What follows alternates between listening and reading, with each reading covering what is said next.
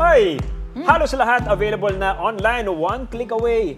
Kaya kailangan isama mo na dyan, Kuya Kim, ang mga pang skincare routine mo ng mga suki natin. Ang dami nagkalat niyan.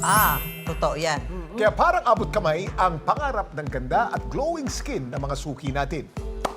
Pero paalala, maging mapanuri pa rin, mag-ingat po tayo. Dahil baka ang inaasam na makinis na kutis, lalo mo pang ikainis. Yan ang kwentong inalam ni Katrina Son.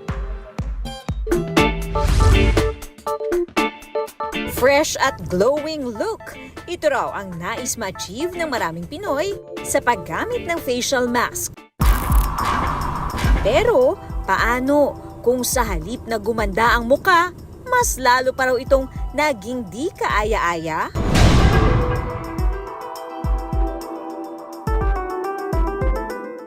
You don't really have to worry, guys. Madalas present sa iba't ibang event ang content creator at 26 anyos na si Benjamin Madiza sa Holosulu.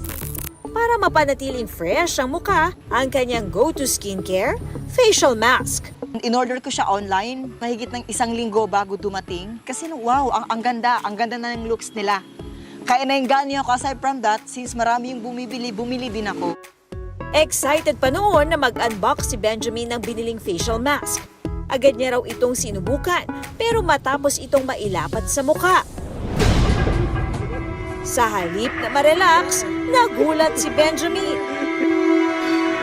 It takes na mga 10 minutes. Hindi ko na maramdaman yung face ko. Ang bigat, makate, mahapde. Pagtingin ko sa salamin, iba na yung mukha ko. Nagkaroon ako ng trauma na takot. Kumulubot daw ang kanyang mukha at tila nagbukang balat ng matanda. Agad daw siyang naghilamos, pero inabot umano ng halos 11 oras bago humupa ang lumobong mukha. Ayon sa dermatologist na si Dr. Grace Beltran, ang nagamit umanong facial mask ni Benjamin ay may acid component na hindi raw angkop ipahid ng sabay-sabay sa mukha. Bili mo ba naman, i-combine mo yung salicylic acid na hindi naman talaga dapat ino-occlude. Tapos meron pa siyang lactobionic acid, puro acid at saka tartaric acid. So these are all irritating substances. Lahat sila exfoliant na sabay-sabay in-incorporate sa mask. Mas magpe-penetrate itong tatlong acid. Kapag ikaw ay gumamit ng acid, kailangan isa-isa lang, hindi yung tatlo-tatlo. Makalipas ang isang araw, nangitim din daw ang mukha ni Benjamin. Mas malaking chance talaga na iitim kasi na-irritating skin niya, na-expose pa sa sunlight, that is the result of a severe allergic reaction. Ang tawag dito ay post-inflammatory hyperpigmentation. Hindi ito melasma. Pwede pa natin magawa ng paraan yung para mapanumbalik yung kulay niya.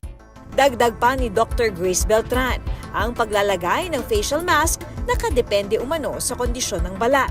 Ang facial mask, good only for dry skin. Kung oily ang skin mo, lalo kang magkakaroon ng problema kasi lalong magiging oily dahil occlusion nga siya eh. Yung oil mo at saka yung perspiration mo, mas nag-stay sa skin kasi nga nakakover sila ng mask na to. Lalo pa kung may mga substances na ini-incorporate dun sa paglagay ng mask, mas lalo pang posible na magkaroon sila ng mga side effect. Laking pasasalamat daw ni Benjamin na bumalik na sa dati ang itsura ng kanyang mukha. Sa ngayon, itinigil na raw niya ang paggamit ng facial mask bilang pag-iingat. Nandun pa rin po yung yung trauma. But then, I'm still willing to use ibang products po or may mga products na hiyang po sa akin. Pero next time around, kinakailangan ko na magpa-patch test. Sa pagpapaganda, maging mapanuri sa mga produktong nabibili at ipinapahid sa muka para di mauwi sa di kaaya-ayang resulta. Ako si Katrina Son at yan ang kwentong dapat alam mo.